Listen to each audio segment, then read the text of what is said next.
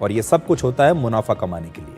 अब देखिए, इंडिगो के बाद गोवा का जो नाइट क्लब था उसमें आग लगी और उसकी स्थिति भी इंडिगो जैसी ही है।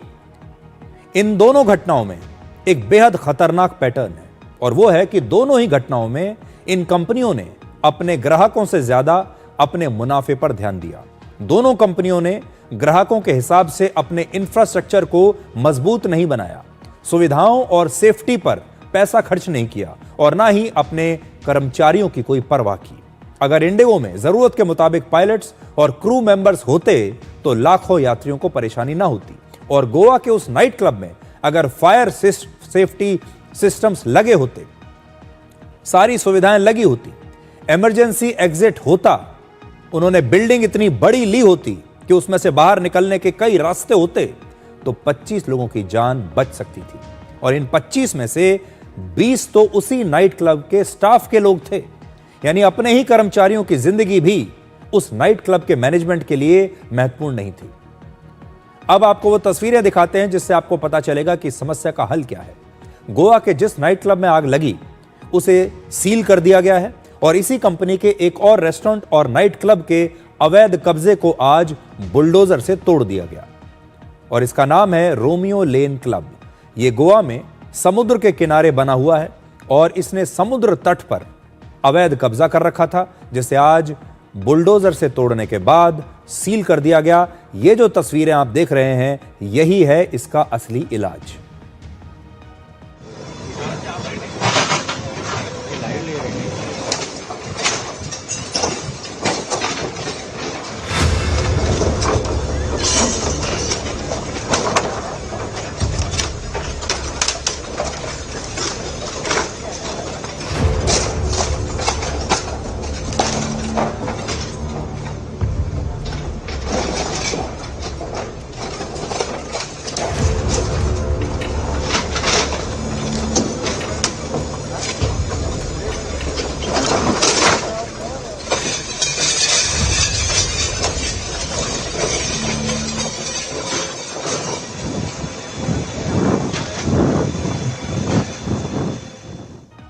दिलचस्प बात यह है कि गोवा का प्रशासन अभी तक सोया हुआ था।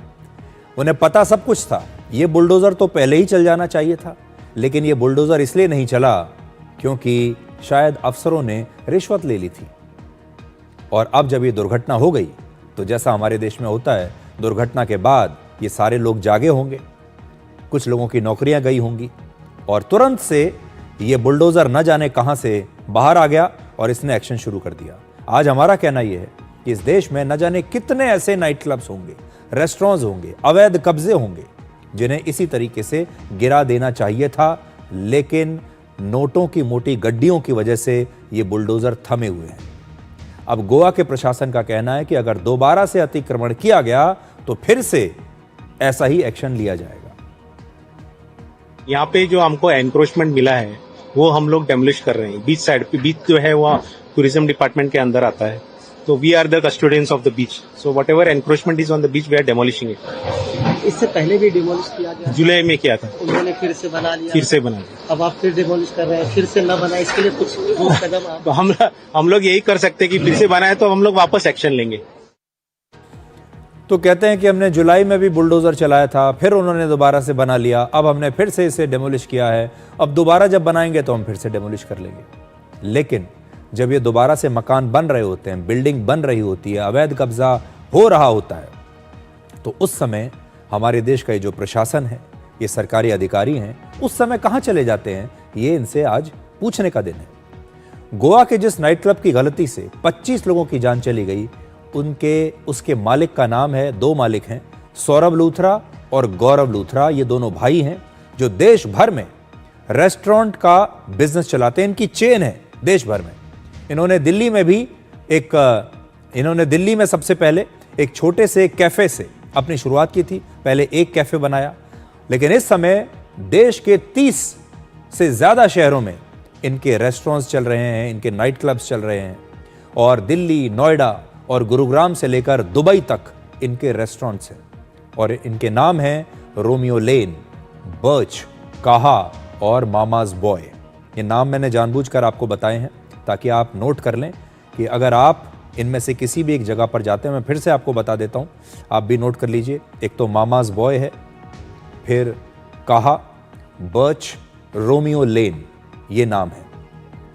अगर आप गलती से इन जगहों पर जाते हैं तो हम आपको आज ये मुफ्त की सलाह देना चाहेंगे कि आप मत जाइए, क्योंकि हो सकता है इन तमाम जगहों पर भी इन्होंने लोगों की सिक्योरिटी को, सेफ्टी को कॉम्प्रोमाइज किया होगा पैसा बचाने के लिए। आप जानते हैं इनका सालाना रेवेन्यू कितना है? 300 करोड़ रुपए इनका सालाना रेवेन्यू है इनकी कंपनी का। हो सकता है कि इनके बाकी रेस्टोरेंट्स में भी सुरक्षा की ऐसी ही अनदेखी की गई हो पैसा बचाने के लिए। अब आप सोचिए, 300 करोड़ का बिजनेस आप कर रहे हैं साल में, और उसके बावजूद आप अपने नाइट क्लब्स में, अपने रेस्टोरेंट्स में सुरक्षा की कोई इंफ्रास्ट्रक्चर नहीं रखना चाहते। आप ऐसे बिल्डिंग्स में अपने रेस्टोरेंट और नाइट क्लब खोल रहे हैं जहां से निकलने का रास्ता नहीं है। और जानते हैं ये सब क्यों होता है? ये भी कॉस्ट कटिंग के लिए होता है, क्योंकि इन्हें पैसा बचाना है। कर्मचारी कम रखेंगे, वहां पर आग बुझाने की कोई सुविधा नहीं होगी, बाहर निकलने के लिए मल्टीपल गेट्स नहीं होंगे, क्योंकि उन्होंने बिल्डिंग ऐसी चुनी होती है जिसका किराया बेहद कम हो, ताकि ये पैसा कमा सके, मुनाफा कमा सके। और इसीलिए अब ये बहुत जरूरी है कि इस कंपनी के जितने भी रेस्टोरेंट्स हैं उन सब का ऑडिट किया जाए, उनकी जांच की जाए। सौरभ लूथरा और गौरव लूथरा ने अपना कारोबार तो बहुत बढ़ा लिया, लेकिन जिन ग्राहकों से मुनाफा कमाया उनकी सेफ्टी का कोई ध्यान नहीं रखा। गोवा नाइट क्लब हादसे के अगले दिन यानी 7 दिसंबर को ये दोनों ही भाई इंडिगो की ही एक फ्लाइट से थाईलैंड भाग गए। अब गोवा पुलिस सीबीआई और इंटरपोल की मदद लेकर इन्हें वापस लाने की कोशिश कर रही है। हम लोगों ने इन्वेस्टिगेशन में किसी भी चीज को छोड़ा नहीं है। जो भी अक्यूज हैं उनको उसी समय इमीडिएटली 4 जो मैनेजमेंट था उनको अरेस्ट किया गया, और साथ ही जो ओनर्स के खिलाफ हमने त्वरित कार्रवाई करी। एलओसीज खोले गए, सीबीआई और इंटरपोल की मदद से अभी उनके खिलाफ एक्शन लिया जा रहा है, और जिनका भी कोई भी नेग्लिजेंट एक्ट है उसमें हम लोग पूरी कोशिश कर रहे हैं कि उनको भी अरेस्ट करें, और जिससे कि जस्टिस हो। अब ये भी देखिए कितनी दिलचस्प बात है। इस देश का जो आम यात्री है, आम जनता है, उसे तो फ्लाइट मिल नहीं रही। जिसने भी इंडिगो की टिकट खरीदी है उसे फ्लाइट नहीं मिल रही, या तो फ्लाइट टाइम पर नहीं जा रही, कई घंटे लेट चल रही है, या फिर फ्लाइट कैंसिल हो रही है। लेकिन इन दोनों भाइयों की किस्मत देखिए, इन्होंने भी इंडिगो की ही फ्लाइट ली, लेकिन इनकी फ्लाइट बिल्कुल सही समय पर उड़ गई।